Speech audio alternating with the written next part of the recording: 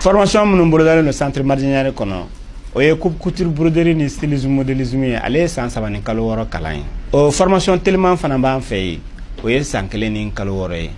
maquillage musorosiri coiffure o fana kalan mi centre Mardianière kɔnɔ o ye san 2 de ani kalo 6 o fana formation tellement be san 1 ani kalo 6 tatouage farafin jabi endu jabi o fana kalan bi centre Mardianière kɔnɔ no bana amina i former façon business la donc o kalo 6 à ce moment i ka diplôme sɔrɔ i bɛ se ka baara kɛ diɲɛ fan bɛɛ o kɔfɛ internat bi centre Mardianière la i bɛ se k'i den bila ka na Mardianière kɔnɔ siyɔrɔ ni dumuni a b'o bɛɛ lajɛlen sɔrɔ ni k'a ka baara kɛ centre Mardianière filɛ nin ye Falajɛ IGA sirafara la centre Mardianière bɛ Segu Midine centre Mardianière bɛ Bakɔ Jikɔrɔni centre Mardianière bɛ Korofina sirafara gitɔrɔnda la ni mɔgɔ bɛ renseignement wɛrɛ la i bɛ se ka weleli kɛ 76 12 11 18 20 20 18 20 ou bien i bɛ weleli kɛ 76 22 01 04 bi ye kari ye juin kalo tile fɔlɔ san 2025 aw minnu sɔgɔlen bɛ aw ka jabaraniso la an ka foli b'aw bɛɛ lajɛlen ka kɛ ni aw wagatiw cogoya ye an bɛ ala dɔnniya ko ni aw ka kunnafoni wagati seli bakuruba kunnafoniw na an ka finitigilakaw ye tɛgɛ kɛ kunɛti baarakɛla maa 25 minnu na an da bɛna don o la fo ka taga se Usumani Isufu Mayiga ni ale ye commission charte de paix au Mali commission ɲɛmaa ye ale ni an ka kunnafonidilaw ye barolasigi min kɛ an da bɛna don o ni a ɲɔgɔnna caman na ko kan kunnafoni olu bɛna lase aw ma aw bisimila an ka finitigilakaw ye tɛgɛ kɛ kunɛti baarakɛla maa 25 la minnu ka baara bɛnnen bɛ yurugu walima bɔlɔlɔ siraw kan u bɛ wele bila maaw ma ka bɔ u faso la kɛrɛnkɛrɛnnenya la Burkina Faso Nigeria Togo fo ka taga se Côte d'Ivoire ma ko u bɛna na u don baara la Kayi marabolo la kɛrɛnkɛrɛnnenya la Sajola ni Keɲeba sanu bɔyɔrɔ minnu bɛ yen nɔ ko u bɛna na baara kɛ yen nɔ ni o maa ninnu nana Kayi marabolo la tuma min na u bɛ yurugu wale ta ka o maa kofɔlen ninnu sɛgɛrɛ u bɛ u fana dege u ka baara kɛcogow la wa kuma dɔw yɛrɛ fana na u bɛ fɛɛrɛw sigi sen kan ka wele bila o maa kofɔlen ninnu somɔgɔw ma ko gɛlɛya bɛ u kan ka u yɛrɛ ka nimero di ko ni maa kofɔlen ninnu somɔgɔw ka nafolo kasabi dɔ ci o la nin wagati in kɔnɔna ni maa 25 bɛ an ka kiiritigilamɔgɔw ka bolo kan wa an ka kiiritigilamɔgɔw ye a jira ko fɛɛrɛw bɛɛ lajɛlen sigitɔla don sen kan yaasa dan bɛ se ka kari cogoya min na ni kunɛti ko in na ba Maliba kɔnɔna la alamisa don sɔgɔma mai kalo tile 29 san 2025 Maison de la Liberté d'Expression kɔnɔna la min ye commission de rédaction du projet de la charte nationale pour la paix et la réconciliation nationale ni o jɛkulu ɲɛminɛlen bɛ an ka premier ministre kɔrɔ Usumani Isufu Mayiga fɛ olu ni an ka kunnafonidilaw ye barolasigi kɛ barolasigi min kɔnɔna la u ka baara taabolo u ye o da kunnafonidilaw tulo kan yaasa u bɛ se ka faamuyali sɔrɔ a la cogoya min na min ye Usumani Isufu Mayiga ye a y'a jira k'u ye baara fɛn o fɛn kɛ u y'a bɛɛ lajɛlen kɛ jɛlenya kɔnɔna la wa u y'a bɛɛ lajɛlen kɛ yɛrɛma hɔrɔnya kɔnɔna la ko maa si ma fɛn fɔ u ye wa maa si ma fɛn fosi wajibiya u kan ko u ka baara kɛ ni o ye wa ka kɛ ni fana an ka senamatɔn maaw olu ka baara jɔli ye an ka jamana kɔnɔna la an ka jamana ɲɛmaaw fɛ a ye i da don o kuma la ani an ka maa minnu yɛrɛ fana bɛ yen n'u bɔra u sigiyɔrɔw la kɛlɛ sababuya la minnu yɛrɛ bɛ yen n'olu tun bɛ jamana kɔ kan ni u gɛnna ka na ba Maliba kɔnɔna la a ye i da don o bɛɛ lajɛlen na a y'a jira ko an ka senamatɔnw ka baara bilali ko olu kun tɛ a ko kalama ko jamanadenw bɔra a kalama tuma min na olu yɛrɛ fana bɔra a kalama o wagati de la nka ko ka kɛɲɛ ni jɔyɔrɔ min kalifalen bɛ olu la k'u bɛna fɛɛrɛw bɛɛ lajɛlen sigi sen kan yaasa min ye senamatɔn maaw ani an ka jamana ɲɛmaaw bɛ se ka fɔ ka bɛn kɛ cogoya min na senamatɔn maaw k'u ka baaraw daminɛ an ka jamana kɔnɔ ko kura a y'a jira ko yanni olu ka baara banni tɛ ni o ye o baara kan ka ban juin kalo tile 30 san 2025 k'u bɛna fɛɛrɛw bɛɛ lajɛlen sigi sen kan bɛn ni kelenya baara min kalifara olu ma ka se ka o fɛnw bɛɛ lajɛlen bila sen kan jamana ɲɛmaaw bɛ se ka nimisi wasa sɔrɔ a la cogoya min na an ka lakana minisiri General Sadio Kamara tun bɛ Ɲoro du Sahel kaw fɛ yen alamisa don mai kalo tile 29 san 2025 yaasa an ka finitigilakaw tɔgɔ la kan min bɛna jɔ yen nɔ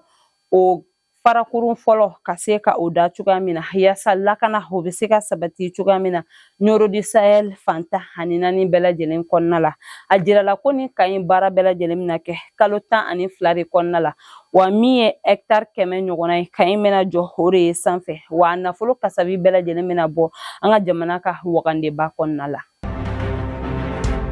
Commune bɛ Bankasikaw fɛ ni o ye Kani Bɔnzɔ ye o dugu 7 de ye dɛmɛ sɔrɔ ka bɔ Croix-Rouge maaw yɔrɔ baloko ta fanfɛla la alamisadon mɛ kalo tile 29 san 2025 dɛmɛ min taara ka ɲɛsin ni maakofɔlen ninnu ma o dɔ ye ɲɔ ye fo ka taga se sɔ tulu kɔkɔ o ni a ɲɔgɔnna caman yaasa baloko gɛlɛya min bɛ yen nin wagati in na u bɛ se k'u yɛrɛ dɛmɛ ni a ye cogoya min na. An ka finitigilakaw ye tɛgɛ kɛ siganamɔgɔ maa 7 la alamisadon mɛ kalo tile 29 san 2025 Lille Dansongo ani Gourma kaw fɛ yen nɔ ka sababuya kɛ ko ni maa kofɔlen ninnu ko siga kɛlen b'u la ko u nɔ bɛ bingani wale la min bɛ ka sababuya kɛ ko ni maa 7 ninnu siga kɛlen bɛ u la ko u nɔ bɛ bingani wale la min ɲɔɲɔlen bɛ nin yɔrɔ 2 in na. Ni wagati in na an ka finitigilakaw ye u kunda Gawokaw kan ka taa ni maa kofɔlen ninnu ye yaasa ka sɛgɛsɛgɛli tɔw kɛ cogoya min na ka se ka a ko tɔw ɲɛdɔn. Masina marabolo la dugu min bɛ yen ko Tuwara olu ka kɛnɛya baarakɛla dɔ fagara Bamanti wale tigilamɔgɔw fɛ a ka maloforo kɔnɔna la arabadon mɛ kalo tile 28 san 2025 kɔnɔna la. Jelibugu sigibagaw ko k'u bɛ welewelemada kɛ ka ɲɛsin an ka jamana ɲɛmaaw ma ani kɛrɛnkɛrɛnnenya la an ka siraba minisiri ni o ye Madame Madina Njayi ye ko u mago bɛ dɛmɛ la ni wagati laban ninnu kɔnɔna la sabula ko a bɛ wagati jan bɔ u ka sira o bɛ ka dilan nka sira in tɛ ka se ka ban k'u kɔni tɛ ka se ka fosi de faamuya sira in ko la yala a baara bɛ ka kɛ wa a tɛ ka kɛ olu kɔni tɛ ka faamuyali kɛ nka k'u mago bɛ dɛmɛ la sabula u y'a jira k'an bɛ wagati min na o ye samiya donda de ye ko fɛɛrɛw ka sigi sen kan yaasa sira in ka dilan joona k'a ban yanni samiya ka don n'o tɛ ko a kasara bɛna bonya kosɛbɛ sabula ni ji ye nali daminɛ ko min ye ji ye a tiɲɛni kɛnɛ a bɛna bonya kosɛbɛ u ka sigida kɔnɔna la o hukumu kɔnɔna la ko jamana ɲɛmaaw ka dɛmɛ lase u ma joona yaasa minnu bɛ ka siraba in dilan u bɛ se k'a baara kɛ teliya kɔnɔna la yanni samiya ka taa ɲɛfɛ. San 2024 kɔnɔna la an ka jamana ɲɛmaaw ani Rusiw ka société yandaran kun ye bolonɔ bila kɛ sɛbɛnfura la ni o ye ko Mali yɛrɛ bɛna a tɔgɔ la raffinerie d'or ni o ye cakɛda ye min ka baara bɛna bɛn Mali ka sanu bayɛlɛmali ma a ka jamana kɔnɔna la arabadon mɛ kalo tile 28 san 2025 an ka minisiriw ka lajɛrɛ kɛnɛ kan u bɛɛ lajɛlen sɔnna a ma ko fɛɛrɛw bɛna bila sen kan yaasa min ye Mali ka raffinerie d'or ye o baaraw bɛ se ka kɛ cogoya min na u y'a jira ko ni raffinerie d'or ni a jɔra an ka jamana kɔnɔna la a bɛna Mali dɛmɛ kɛrɛnkɛrɛnnenya la 100 sara la an ka se ka an ka sanu na baara 62 kɔnɔna la wa fana a jirala ko san kɔnɔna la ni raffinerie d'or min filɛ nin ye a bɛ se ka Mali sanu 400 ɲɔgɔn de baara ka di Mali ma ka sɔrɔ Mali ma bɔ ni a ka sanu ye k'a fɔ ko a bɛ taa a bayɛlɛma yɔrɔ wɛrɛ la.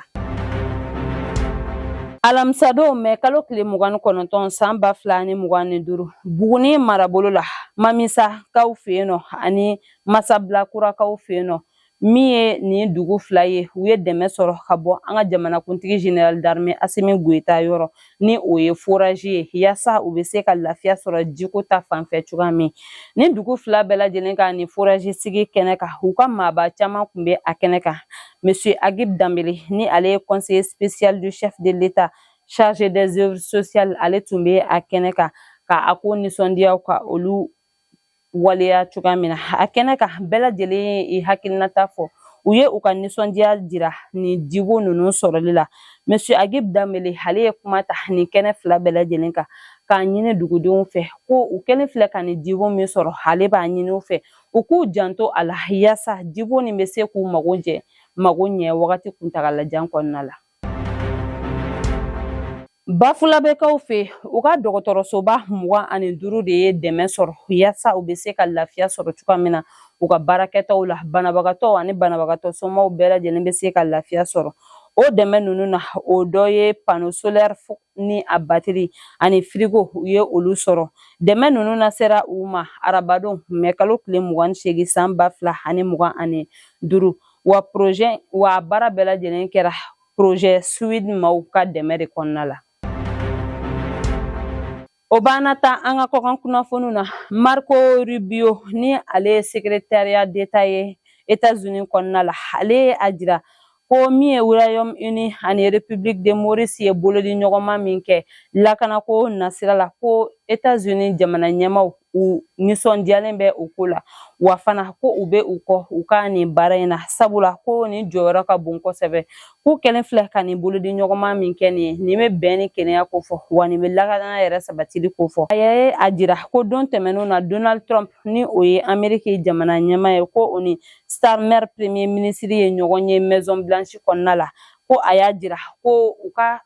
u mago bɛ fɛn o fɛn na dɛmɛ nasira la ko a bɛna seko ni a damayira bɛɛ lajɛlen kɛ ka o lase u ma, wa k'u ka dɔ fara halisa ni bolodi ɲɔgɔnma in kan sabula a jɔyɔrɔ ka bon États-Unis yɛrɛ ka lakana sabatili ta fanfɛla la. Kɛlɛ min bɛ dugudenw ni ɲɔgɔn cɛ yaasa caman bɛ se ka bɔ o la cogoya min na, WANEP Mali maaw n'u dɛmɛbagaw ye lajɛrɛ kɛ. Lajɛrɛ min daminɛna mɛ kalo tile 19 k'a kun cɛ mɛ kalo tile 23 san 2025 Suskaw fɛ yen nɔ, yaasa u bɛ se ka hakilina falen-falenw kɛ ka fɛɛrɛw sigi sen kan cogoya min na caman bɛ se ka bɔ o la, hani hakilina min bɛ u la ka o jira u dɛmɛbagaw fɛnɛ na, baaraw ka se ka kɛ ni o ye cogoya min na, lakana ka se ka sabati, bɛn ni kelenya o ka basigi dugudenw ni ɲɔgɔn cɛ, kɛlɛ ni danga sigi a la ka bɔ jamanaw bɛɛ lajɛlen kɔnɔna la. Nin bɛ dan sigi an ka bi kunnafoniw na, an tɛ sɛgɛn an tɛ ɲina, an b'an ka dibila baarakɛbagaw fo sabula u jɔyɔrɔ ka bon an ka baara in na. An b'a fɔ k'Ala ka basigi sabati an ka jamana kɔnɔ, Ala ka sankɔrɔta di an ka finitigilakaw ma. Ni Ala m'an ka jɔnya jɔ an na, an bɛ ɲɔgɔn sɔrɔ sini ka kunnafoni di aw ma laadiriya la. Shukran.